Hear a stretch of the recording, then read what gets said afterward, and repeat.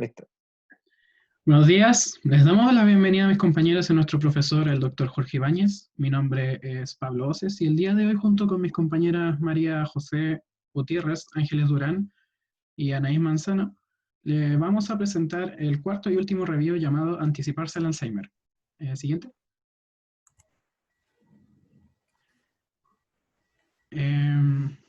Los tópicos a tratar durante la presentación serán: ¿qué es el Alzheimer?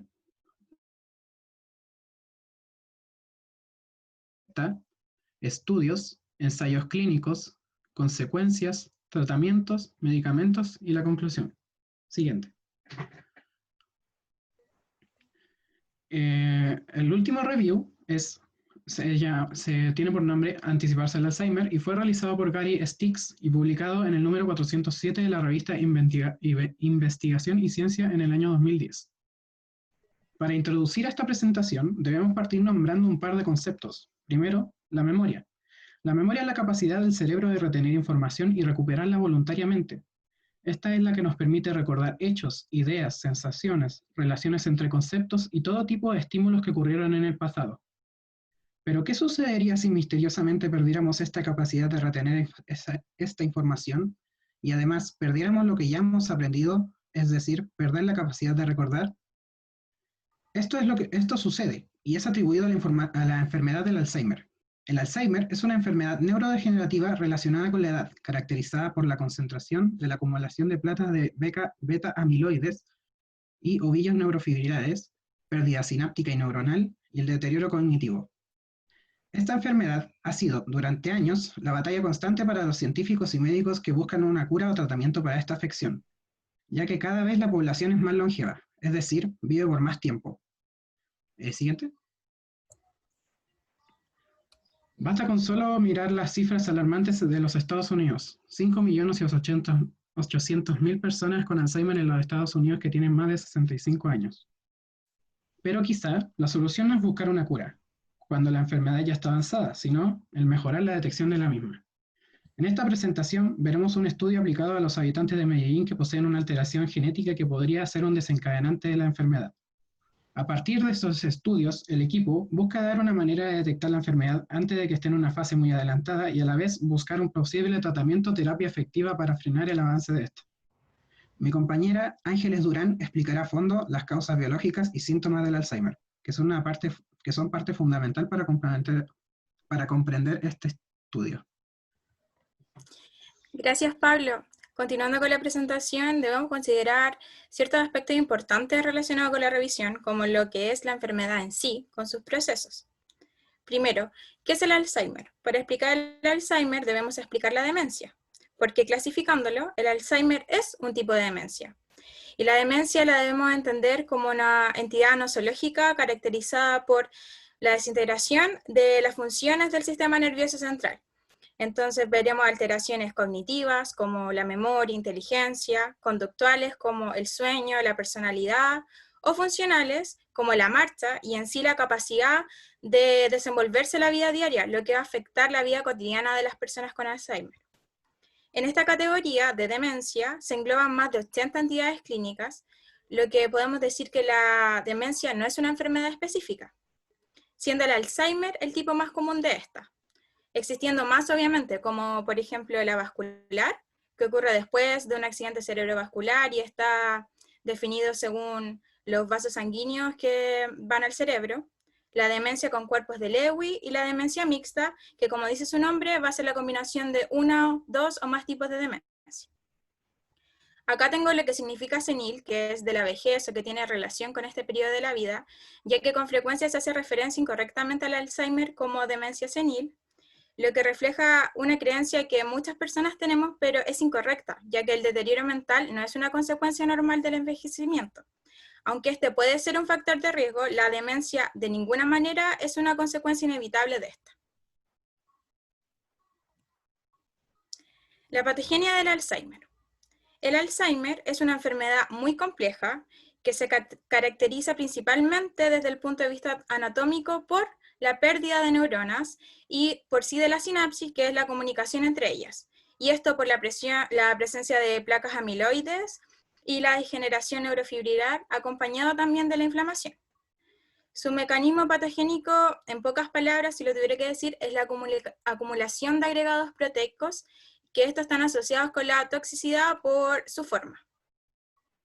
La pérdida de estas poblaciones neuronales va a ser selectiva y progresiva, ya que afecta primero a una parte del cerebro y luego se va a ir extendiendo, lo que va a terminar la presentación clínica de la enfermedad y van a aparecer sus síntomas.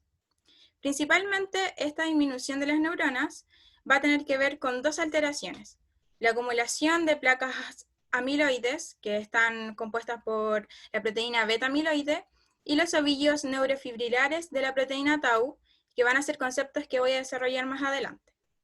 Cada una de estas lesiones va a tener una distribución característica en el cerebro, además de que se dan diferentes tiempos en la enfermedad. Por ejemplo, la acumulación de placas se da al principio de la enfermedad cuando todavía no se da un diagnóstico, y los ovillos neurofibrilares con la pérdida de neuronas y la sinapsis se va a dar ya paralelo a la progresión del deterioro cognitivo. ¿Por qué la acumulación de placas y de ovillos neurofibrilares van a dar la muerte neuronal? Va a ser porque interrumpen tres procesos que mantienen sanas las neuronas: su comunicación, que como dijimos anteriormente, la sinapsis, su metabolismo y su mecanismo de reparación. Entonces las neuronas dejan de trabajar, pierden su conexión y mueren. Esta destrucción neuronal es lo que va a causar la pérdida de memoria, que es el síntoma más característico del Alzheimer, y estas neuronas no mueren por procesos necróticos, sino más bien por apoptosis, que es la muerte celular programada. Ya hablando específicamente de las proteínas que van a estar a cargo de estos procesos, hablamos primero de la proteína beta-amiloide, que es un péptido de más o menos 40 aminoácidos, que se va a sintetizar a partir de la proteína precursora amiloide APP, ubicado en el cerebro, y que cumple con funciones no patológicas, como, por ejemplo, un factor de transcripción.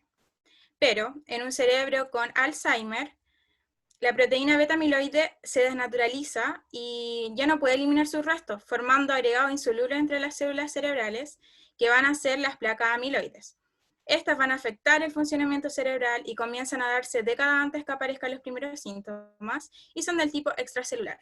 Por ejemplo, en esta imagen que podemos ver acá, lo que está fuera de las neuronas van a ser las placas amiloides. Por otro lado, tenemos las proteínas tau, que son microtubulares y que son frecuentes en el sistema nervioso central, no encontrándose frecuentemente en otra parte de nuestro cuerpo. Y su principal función es estabilizar a los microtúbulos axonales, es decir, le da forma a la neurona, ayudando a regular el equilibrio del tráfico de células nerviosas. Por eso se le atribuye su mal funcionamiento a enfermedades neurodegenerativas. En las personas que desarrollan Alzheimer, como también podemos ver en la imagen, la tau se trasloca y sufre una hiperfosforilación. ¿Qué significa hiperfosforilación? Que hay más aminoácidos fosforilados que en su forma normal, lo que genera un plegamiento incorrecto, su agregación, y la proteína se va a retorcer. Y ahí se dan lugar a los ovillos neurofibrilares que están dentro de la neurona, que pueden visualizar en la imagen, que van a ser fragmentos de esta proteína enrollada, que van a obstruir y dañar a las neuronas. Y estas acumulaciones son del tipo intracelular, a diferencia de las amiloides, que son extracelulares. Además, en las personas con Alzheimer se observó una cierta inflamación, que en sí, al principio de la enfermedad, es como un efecto protector para ayudar a eliminar las placas amiloides, pero resulta contraproducente porque al final van a aumentar la degradación de las funciones cerebrales. Más adelante, podemos ver los estados de la enfermedad. Como dije anteriormente, el Alzheimer se va propagando. El hipocampo va a ser la primera área del cerebro donde van a haber daños, ya que su funcionamiento es vital para la formación de nuevas memorias. Es por esta razón que las fases iniciales de la enfermedad las personas suelen olvidarse de cosas recientes o tienen problemas para retener nueva información, pero los recuerdos del pasado están intactos, ya que la enfermedad todavía no ha llegado a esas partes de nuestro cerebro. Entonces el hipocampo es atacado primero, después la corteza cerebral y por último el tronco encefálico, causando que cada una de estas estructuras ya pierda por completo su habilidad de funcionar. Por un lado, el daño al hipocampo, como dijimos, perjudica la memoria, la corteza cerebral va a dificultar los arrebatos emocionales, y ya en este punto de la enfermedad la persona tiene que ser cuidada. Y ya el daño del tronco cefálico va a perjudicar la función de la mayoría de los órganos, como el corazón, los pulmones, ya ocasionando la muerte, que ya es la etapa avanzada de la enfermedad. Factores de incidencia. Hablamos más de factores de incidencia que de causas, ya que son diversos procesos bioquímicos que van a determinar la aparición del síndrome del Alzheimer. Por ejemplo, en el caso del Alzheimer de inicio precoz, que es el que mayormente se desarrolla en nuestra revisión, van a ser las mutaciones de los genes de la proteína, por ejemplo, precursora amiloidea, del cromosoma 21, que van a ser responsables del 20% de los casos, o también mutaciones en el cromosoma 17, donde se encuentra el gen de la proteína tau. Ambas proteínas dan los síntomas debido a formar ovillos neurofibrilares o beta-amiloides, placas beta-amiloides. Ya la enfermedad de inicio tardío va a surgir de una serie de complejos procesos que los tengo acá, como por ejemplo antecedentes de patologías como enfermedad de la tiroides o cardiovasculares.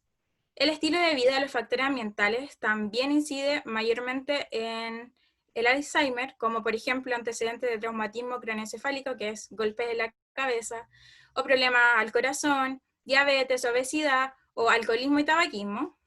La baja escolaridad, aunque es un punto que no ha sido estudiado, influye mucho en el Alzheimer. Esto podría deberse a que el mayor uso de las neuronas favorece los procesos de neurogénesis y sinaptogénesis.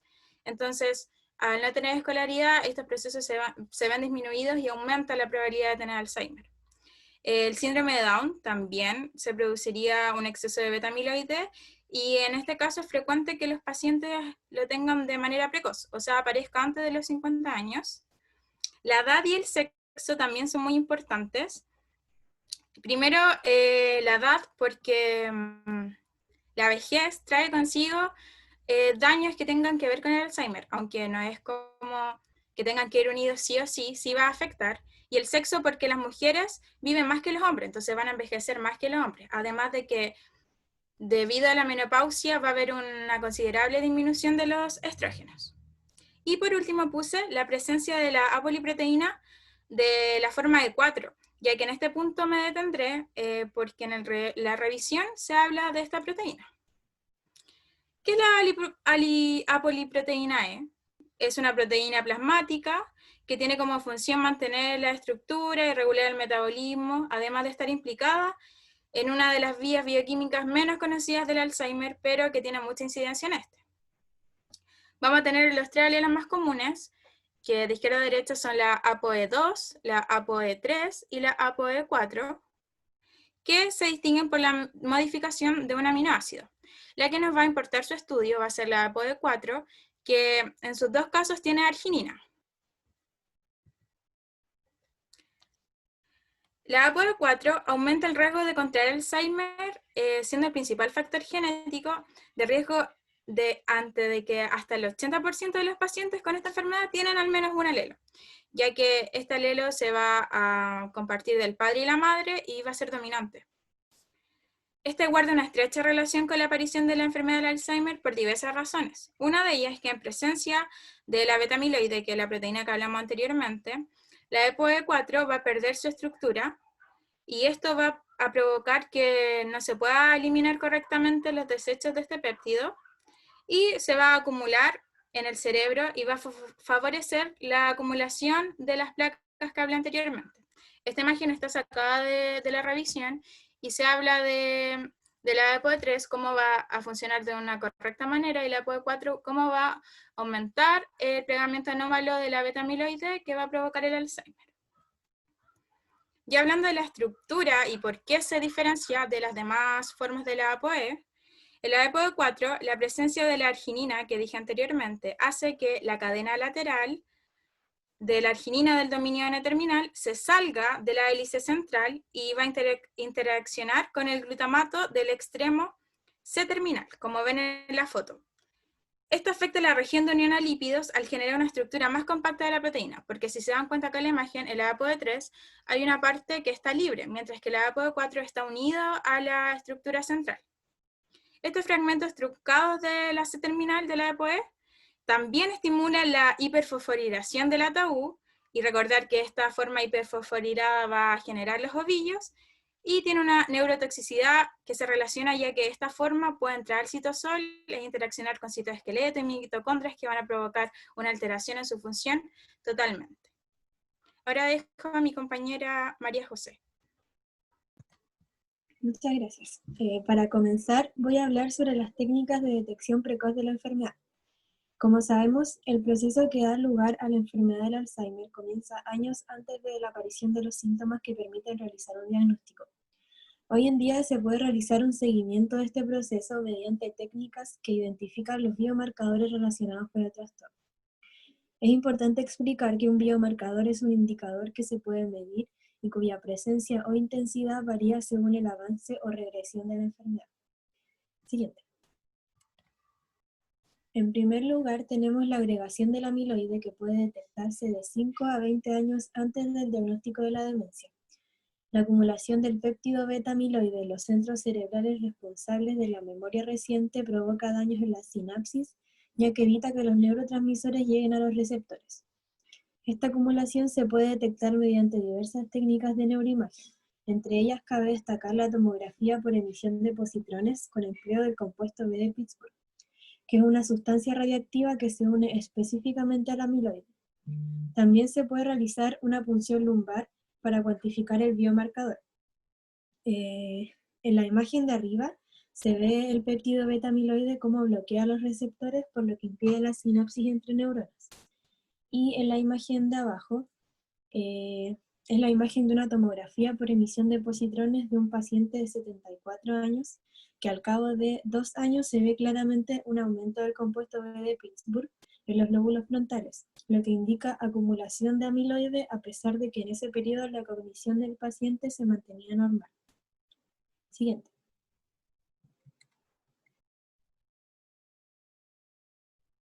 En segundo lugar está la acumulación de la proteína tau, que puede identificarse de 1 a 5 años antes del diagnóstico.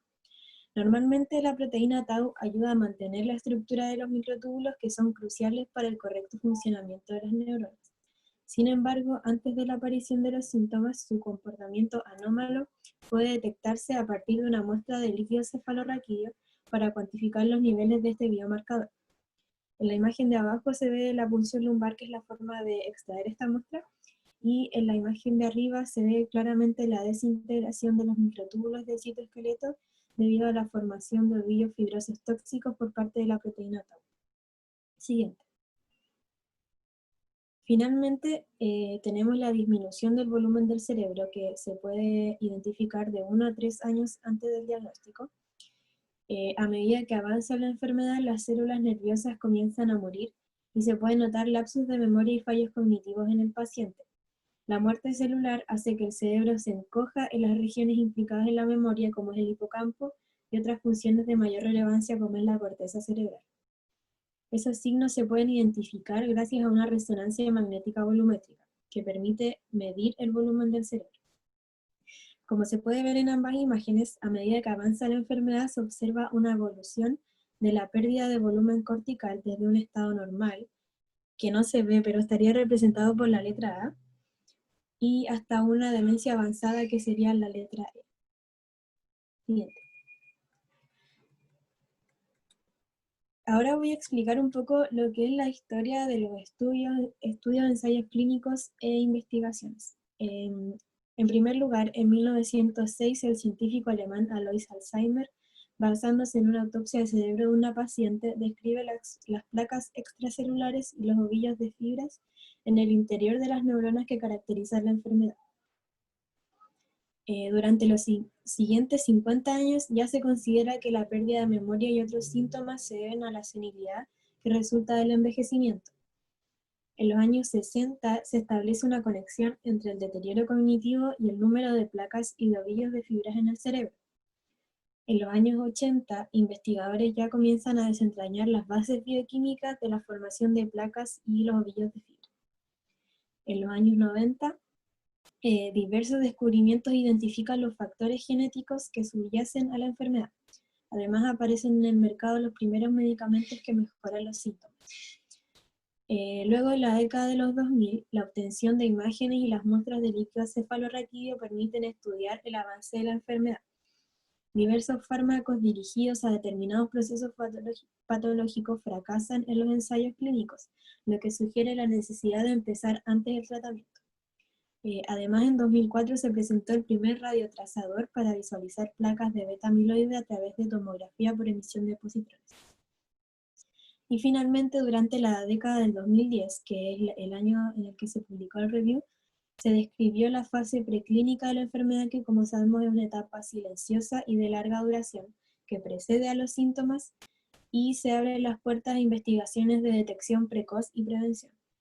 En 2015 nació el consorcio PAD, una de las iniciativas más importantes del mundo para la investigación del Alzheimer, en la que participan laboratorios farmacéuticos, asociaciones de afectados, universidades, centros de investigación, etc. Siguiente. Me voy a detener un poco y explicar lo que fue el estudio clínico para la prevención del Alzheimer precoz. En 1982, el neurólogo Francisco Lopera descubrió que miembros de 25 familias extensas en Medellín, que sumaban unas 5.000 personas, padecían una forma de la enfermedad de Alzheimer de inicio precoz cuando eran portadores de una versión aberrante de un gen, que más tarde a esta mutación se le denominó mutación paisa, cuyos síntomas se manifestaban antes de alcanzar la edad de 50 años. Esta enfermedad de Alzheimer de inicio precoz es transmitida por un único progenitor como un rasgo dominante, y sus lesiones cerebrales peculiares parecen ser idénticas a las que se observan en la forma más común, que es la enfermedad de inicio tardío, en la que los síntomas no aparecen hasta los 65 años. En la imagen de la izquierda se muestra a Francisco Lopera, que es el neurólogo colombiano que estaba a cargo, o era como el cabecilla de este ensayo. Y en la imagen de la derecha, la mujer de la derecha es Lucía Madrigal. Lo que tiene en sus manos es un trabajo que ella y Lopera habían recopilado desde 1984, y es la genealogía de algunas de las 5.000 personas de las 25 familias analizadas, de las cuales 1.200 son portadoras de la mutación paisa. Siguiente. La posibilidad de predecir el trastorno en familias de Medellín atrajo la atención de muchos científicos y compañías farmacéuticas que consideraban una nueva estrategia de investigación buscar un tratamiento presintomático. Es decir, se estudiaría el efecto de los medicamentos en los pacientes antes de que manifestaran los primeros indicios de demencia. Así, gran parte de los esfuerzos dedicados a la investigación comenzaron a reorientarse al intento de detener las enfermedades antes de que aparezcan los síntomas. Las familias colombianas con la enfermedad de Alzheimer se situaban en la vanguardia de los estudios de prevención. Francisco Lopera comenzó a contactar a cientos de miembros aún sanos de estas familias, invitándolos a participar en un ensayo clínico con medicamentos que podrían eliminar o detener la acumulación de péptidos beta-amiloides. Como explicó mi compañera, son los que deterioran las células cerebrales en las primeras etapas del proceso. El estudio planeado, que se inició en 2011, o sea, un año después de la publicación del review, formaba parte de un proyecto más amplio que era la Iniciativa para la Prevención de la Enfermedad de Alzheimer, o IPA. Los miembros de las familias portadores de la mutación y con una edad en torno a los 40 años comenzarían a recibir una terapia antiamiloide que ya había superado las pruebas de seguridad. En la imagen de la derecha, de nuevo, es Francisco Lopera, y en la de la izquierda es una fotografía de una de las familias estudiadas con el gen hereditario del Alzheimer en este estudio. Este estudio buscaba evaluar si un tratamiento administrado 7 años antes del promedio de la edad en la que se diagnosticaba la enfermedad podía demorar o detener incluso el avance de la misma en los miembros de las familias que portaban el gen. Además, se intentaba descubrir si el análisis de los biomarcadores específicos del Alzheimer permite demostrar la eficacia de un tratamiento. Siguiente. Un conjunto de biomarcadores fiables permitiría valorar el éxito de un tratamiento con relativa prontitud. Se podrían medir así los cambios experimentados por esas moléculas de referencia en lugar de tener que esperar a evaluar los síntomas. Un biomarcador ideal para detectar la enfermedad del Alzheimer debía presentar especificidad y sensibilidad, además de ser confiable y reproducible, de fácil ejecución, bajo costo y no invasivo. La identificación de estos biomarcadores podría abrir caminos para nuevos abordajes terapéuticos. Además, algunas compañías estaban intentando perfeccionar el empleo de biomarcadores. Por ejemplo, Bristol Myers Squibb, que era una compañía farmacéutica, había obtenido muestras de líquido cefalorraquídeo de pacientes con deterioro cognitivo leve, de los cuales se seleccionaron aquellos con una baja concentración de beta-amiloide y alta de tau para participar en un ensayo clínico sobre un medicamento que inhibe la gamma secretasa. La gamma secretasa es una enzima compuesta por varias proteínas implicada en la fabricación de beta-amiloide. Este estudio, al centrarse solo en pacientes con una mayor probabilidad de ser diagnosticados con Alzheimer, resultaría más fácil demostrar la eficacia del medicamento. En la imagen se muestra la formación del péptido beta-amiloide, que como sabemos está muy involucrado en el desarrollo del Alzheimer. Este proceso de formación es un proceso complejo en el que participan varios sistemas enzimáticos y uno de ellos es la enzima gamma secretasa que mencioné anteriormente. Siguiente. Finalmente, entre las principales dificultades o problemas que tuvieron que pasar los ensayos clínicos, en primer lugar, demostrar que un medicamento evita un trastorno resulta mucho más largo y costoso que determinar su eficacia en un paciente que ya presenta los síntomas. Además, es difícil que una compañía farmacéutica invierta en un ensayo clínico de prevención de mayor duración con un fármaco que no se ha comprobado y que podría no funcionar. En los pacientes que no presentan síntomas también resulta difícil valorar los beneficios del tratamiento. Además, no había forma de probar que los pacientes en estudio fueran efectivamente a contraer Alzheimer a pesar de su deficiencia cognitiva. Y por último, nadie podía predecir si un fármaco que había demostrado ser útil en el Alzheimer de inicio precoz también funcionaría en pacientes sin la mutación génica que da lugar a esa variante de la enfermedad. A continuación, mi compañera Anaís Manzano va a continuar presentando. Gracias, Cote. Ahora que entendemos de qué se trata la enfermedad, vamos a hablar de qué es lo que produce en el paciente. Como ya sabemos, el Alzheimer produce la degeneración y muerte de las neuronas, causando un encogimiento del cerebro, de manera que conlleva a una disminución continua de habilidades cognitivas, de pensamiento, comportamiento y sociales, e incluso desemboca en la demencia. Una persona afectada con esta enfermedad no solo sufrirá pérdida de memoria, sino que también dificultad para concentrarse, sobre todo con conceptos abstractos como los números, problemas para dar opiniones, tomar decisiones y planificar. Por ejemplo, sería común verla salir con ropa veraniega en pleno invierno, y cambios en la personalidad y conducta, lo que puede incluir cambios de ánimo repentinos, apatía, irritabilidad, sensibilidad, agresividad, pérdida de la inhibición, delirios, entre otros. A medida que la enfermedad avanza, una persona con Alzheimer desarrollará un deterioro grave de la memoria y perderá la capacidad de realizar tareas cotidianas.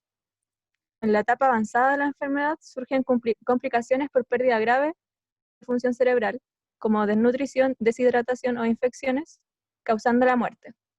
Siguiente.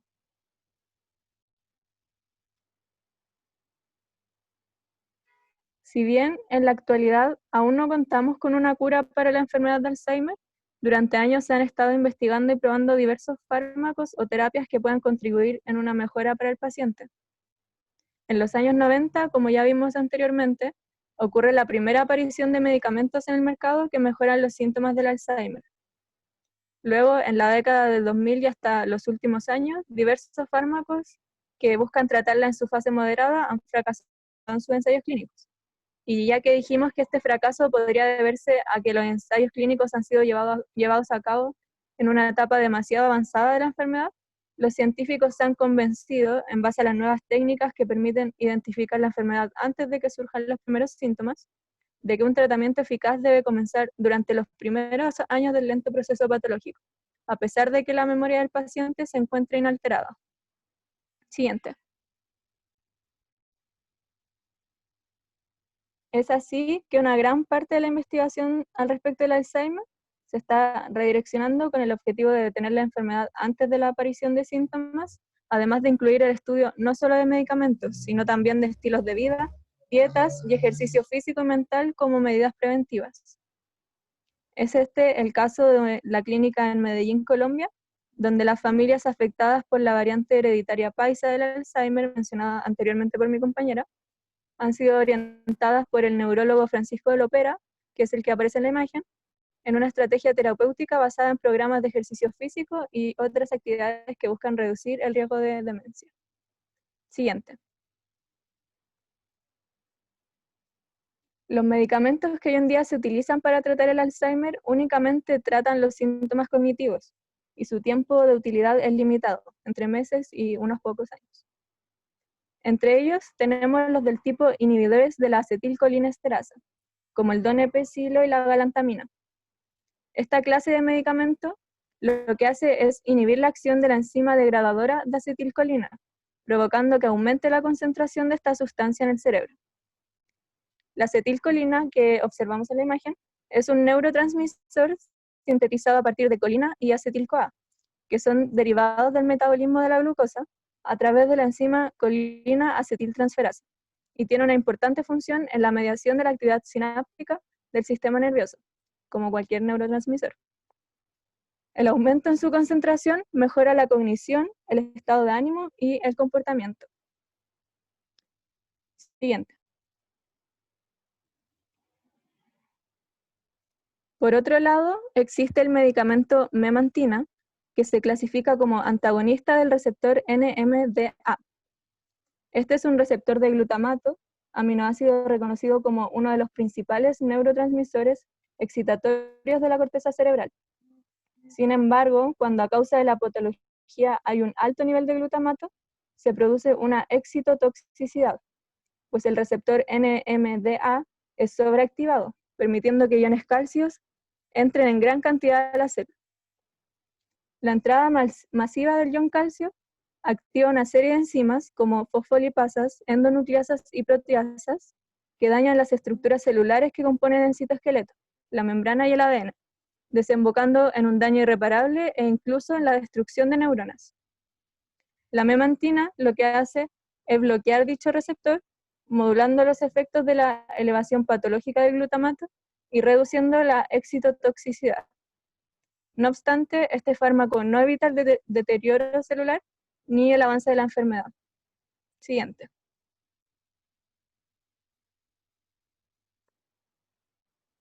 Entre los fármacos que se han estado investigando, tenemos los inhibidores de las enzimas que producen beta-amiloides, que buscan impedir que estas enzimas fragmenten a la proteína precursora del amiloide y que la conviertan en los péptidos beta-amiloides, que, como ya vimos anteriormente, influyen en la patología del Alzheimer. También las vacunas o antibióticos que disuelven beta-amiloides, los cuales inducirían en el cuerpo la síntesis de anticuerpos que se unen al amiloide y que luego son eliminados del cerebro. Lamentablemente, este recurso causaría distintos efectos secundarios en el paciente. También se investigan los inhibidores de la agregación de beta-amiloides, que podrían evitar el daño que estos producen en las neuronas. Los compuestos anti-tau, que tienen por objetivo inhibir la síntesis de la variante tóxica de esta proteína, o bien impedir la formación de ovillos por parte de la misma. Y por último, los agentes neuroprotectores, que esto se trataría de la estimulación de compuestos naturales del cerebro que incrementen la salud de las neuronas. A pesar de que las investigaciones continúan avanzando al día de hoy, con pequeños logros, aún no se obtiene un medicamento que realmente prevenga o cure la enfermedad de Alzheimer. Ahora los dejo nuevamente con mi compañero Pablo. Muchas gracias. Debido al tiempo que ha pasado desde la salida del review, en esta sección hemos puesto algunos estudios recientes que son una opción revolucionaria para detectar el Alzheimer. Estas son, primero, las imágenes con biomarcador. Este estudio se basa en el uso de una resonancia magnética, extendiendo el concepto de histonas. El método propuesto explota la relación entre la sustancia gris, la sustancia blanca y la degeneración del líquido encefalorraquídeo por medio de una segmentación mediante supervoxels, que vendrían a ser el análogo tridimensional de un píxel. Es un elemento de volumen que representa una cantidad numérica y es utilizado en la visualización y análisis de datos tridimensionales, especialmente científicos y médicos. Las histonas calculadas procesan luego para una reducción de dimensionalidad usando un análisis de componentes principales y el vector resultante se usa para entrenar un clasificador de una máquina de vectores de soporte. Todo esto es procesado por una base de datos llamado The Open Access Series of Imaging Studies, o OASIS-1, que nos permite obtener las siguientes imágenes. De izquierda a derecha podemos ver primero el corte original realizado por la resonancia magnética. Luego podemos ver la probabilidad de materia gris, la de materia blanca y finalmente el líquido cefalorraquídeo. Al poder ver de manera más fácil la materia gris, que es la que empieza a disminuir cuando los pacientes con esta enfermedad, nos facilita una detección temprana de la misma. Y los super voxels nos permiten tener imágenes a color como es la que se ve a la derecha, arriba, que en este caso la materia gris sería el color azul, la materia blanca sería la verde y el líquido cefalorraquídeo sería el rojo. Siguiente.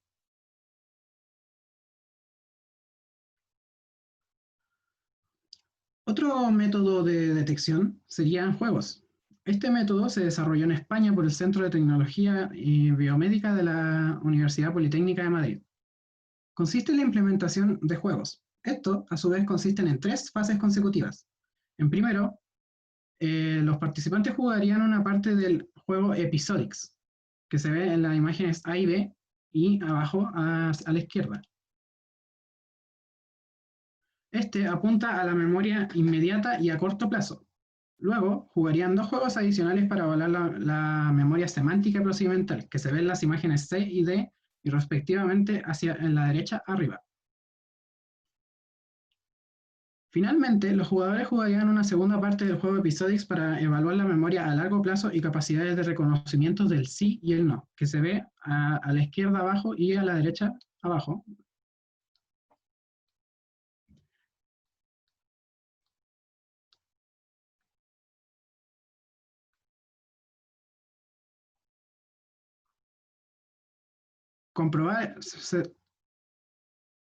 Utilizaron 64 en un estudio original de 74 personas, 28 sanos, 16 con deterioro cognitivo leve y 20 con Alzheimer. Los resultados arrojaron que las personas sanas tenían tendencia a completar las pruebas más fáciles y recordar las preguntas que se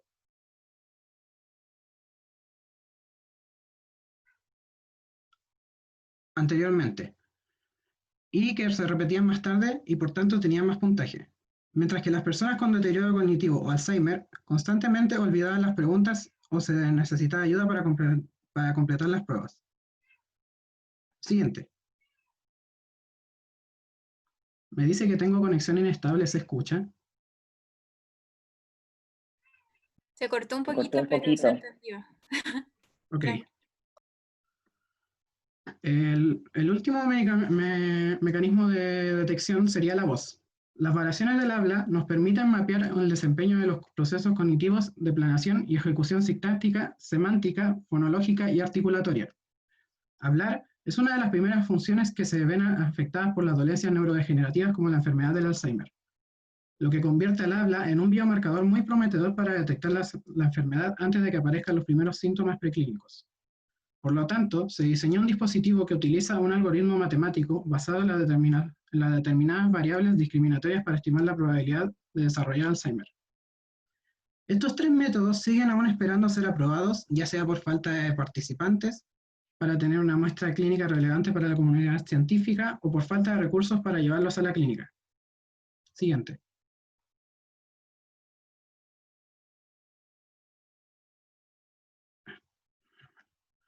Como grupo, creemos que a partir de los puntos anteriores, la mejor manera de prevenir el Alzheimer es como el título del review dice, anticiparse a él, tener una detección efectiva y a tiempo, puesto que el número de personas con esta enfermedad aumenta progresivamente en medida que la población mundial también aumenta su longevidad. Como se ve en la imagen, todas las cifras apuntan a un aumento de casos de enfermedad para los años venidores, por lo que tenemos que seguir el dicho, mejor prevenir que curar, y diagnosticar antes para retrasar y no seguir agravando la enfermedad a un deterioro cognitivo y neuronal en el que ya no haya vuelta atrás, ya que, como vimos anteriormente, los tratamientos aún están bajo investigación y pueden tener efectos adversos, como por ejemplo la vacuna que degradaba los beta-amiloides. Y hasta que no se tenga algo certero, es mejor comprometerse con la prevención e información acerca de la enfermedad, llevar un estilo de vida sano que no agrave la enfermedad más y incentivar nuevas formas de detección para la enfermedad. Muchas gracias. Aquí vemos la bibliografía.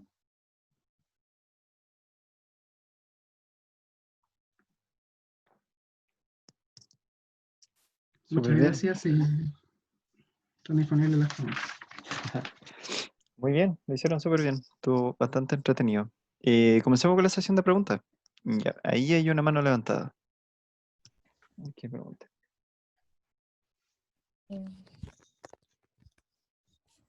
Hola, ¿se escucha? Sí, se escucha bien. Yo tengo una pregunta ¿cómo se descubrieron a las 25 familias que tenían la mutación del gen? Yo puedo contestar. Se descubrieron porque llegó un paciente al consultorio de Francisco Lopera, si no me equivoco tenía solo 47 años, o sea, era súper joven, y ya estaba en fase avanzada de la enfermedad. Francisco Lopera entonces comenzó a adentrarse en el caso y supo que también toda su familia, o sea, su padre, su abuelo, sus tíos, habían pasado por los mismos síntomas. Esto lo llevó a hacer una genealogía de esa familia y así encontró el primer grupo familiar. Después encontró a otras dos familias y así con las mismas características y tras muchos años de ese hallazgo, con su grupo de trabajo comprobó que efectivamente se trataba de Alzheimer y que en ese caso la enfermedad se debía a la mutación de un gen. Eso.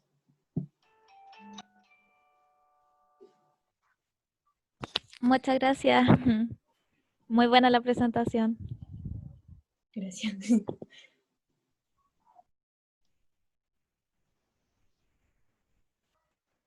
Siguiente pregunta, Antonella.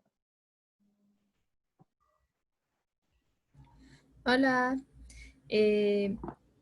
quería preguntar si entonces sería incorrecto decir que una persona tiene demencia senil en este contexto de, o sea, son dos conceptos diferentes al final, Alzheimer y demencia senil, ¿o no?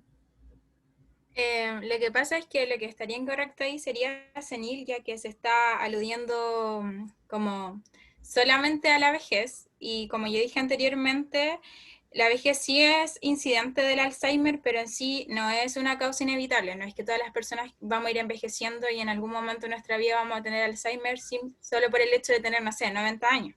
Aunque sí la prevalencia de esta se duplica cada 5 años a partir de los 60 años. Por ejemplo, del 1% entre los 60 y los 65 años y ya el 28% de los 90 años no es como una causa inmediata. Ah, ya, entiendo. Muchas gracias. Y muy buena la presentación. Gracias. Ahí va otra pregunta, Joaquín. Hola, tengo una pregunta con respecto a la proteína ApoE4. Entonces, ¿todas las personas que tengan Alzheimer van a tener esta proteína? No, porque personas que tienen uno o incluso los dos genes de la ApoE4 no desarrollan la enfermedad. Y personas que tienen la enfermedad ni siquiera tienen un gen para esta proteína. Lo que sugiere que el ApoE4 incide en el riesgo, pero en sí no es una causa. Este es un gen dominante, porque recordar que vienen los alelos del padre y la madre, entonces al tener solo ya uno vamos a expresar esta forma de esta proteína, pero no es una causa inmediata, ya que encontramos personas con Alzheimer que no la tienen y personas sin Alzheimer que la tienen. Ah, ya entendí. Ya, muchas gracias. Muy buena la presentación y bonito el PowerPoint. Felicitaciones. Sí, con respecto a eso hay que considerar que no todas las enfermedades tienen como una causa génica directa. Estas enfermedades que son más complejas, generalmente uno obtiene como puntajes por ciertas mutaciones. Por ejemplo, si tiene la mutación ApoE4, o sea, esa variante, va a tener mayor probabilidad de que genere, pero no va a ser un hecho que sí lo va a generar, no va a ser un factor determinista, por así decirlo. sino que también va a variar, por ejemplo, el estilo de vida, como también el uso neuronal, etc. Hay otras variables también que están implicadas. Como que se entiendo. combina lo genético con también lo ambiental y el estilo de vida de las personas. Así es. Ya, siguiente pregunta, Sofía. Sí, hola. Muy buena presentación, primero que todo. Y yo tengo una pregunta con una imagen que creo que mostró Pablo de los biomarcadores cerebrales, que en esa parte como que me perdí, que mostraron una imagen del cerebro y quería saber cuáles eran los colores de cada una de las estructuras que se mostraban. Sí, por supuesto. Si me podría dar, sí, por favor. Ángeles, ¿podrías dirigirte a esa diapo? Voy.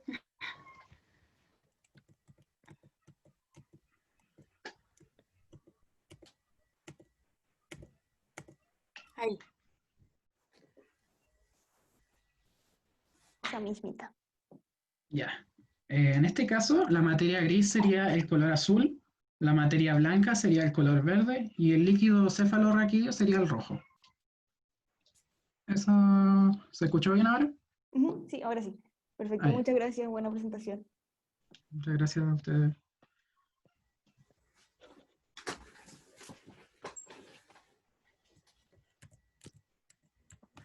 Veamos si hay más preguntas.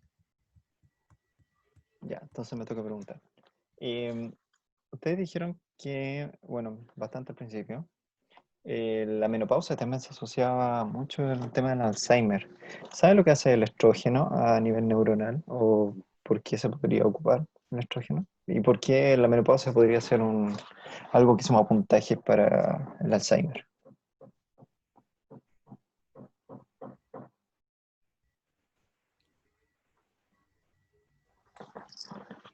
Sí, yo lo puedo responder porque yo lo Sí, dije. dale. Ujú. Ya. Lo mencioné porque en el sistema nervioso central los estrógenos tienen como una función neuroprotectora y neuroreparativa.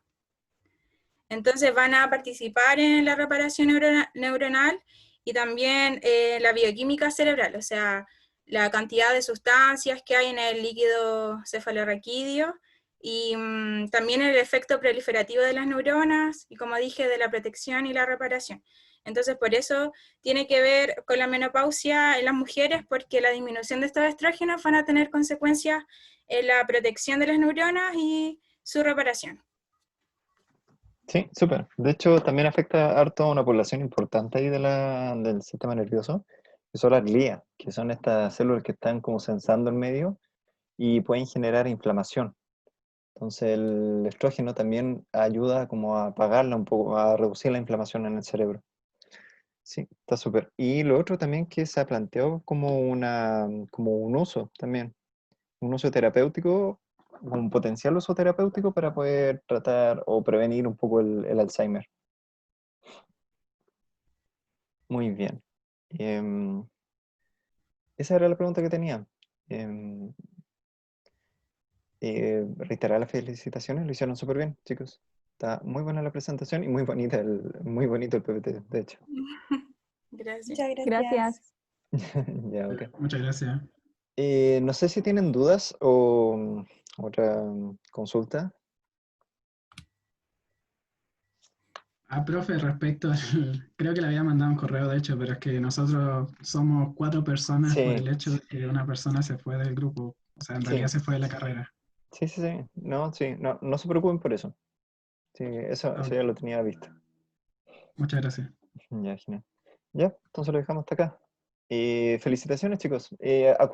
Recuérdense de que tienen el control, así que para que lo vean. Está súper fácil, así que no deben tener ningún problema. Profe, ¿Sí? esta fue nuestra última clase. Sí, yo creo que sí, sí, hasta la última, de hecho. Oh, qué manera de pasar rápido el tiempo. Sí, de todos modos, si tienen dudas me Gracias pueden por todo. escribir y si tienen, no sé, algún comentario, podemos revisar. De todos modos, el próximo lunes se considera como una clase recuperativa si quieren recuperar algo, pero estamos todo ok, así que no debe haber problema. Sí, de hecho también quería aprovechar para felicitarlos como grupo porque lo hicieron súper bien. Habían unos trabajos de investigación muy buenos. Así que ojalá no dejen botar esa beta de investigación para los que les interese ese mundo. Felicitaciones. Y bueno, cualquier cosa tiene mi correo y voy a estar siempre disponible. Bien. Muy bien. Gracias, profe. Ya, ok. Ya, chicos, entonces los dejamos hasta acá. Que estén súper. Profe, ¿Sí? Profe, disculpe. Ujú. Una última pregunta. hola. Es que en la, ¿Sí? en la primera pregunta del control donde dice cuáles son los biomarcadores, ¿es solo nombrarlo o explicar también el funcionamiento?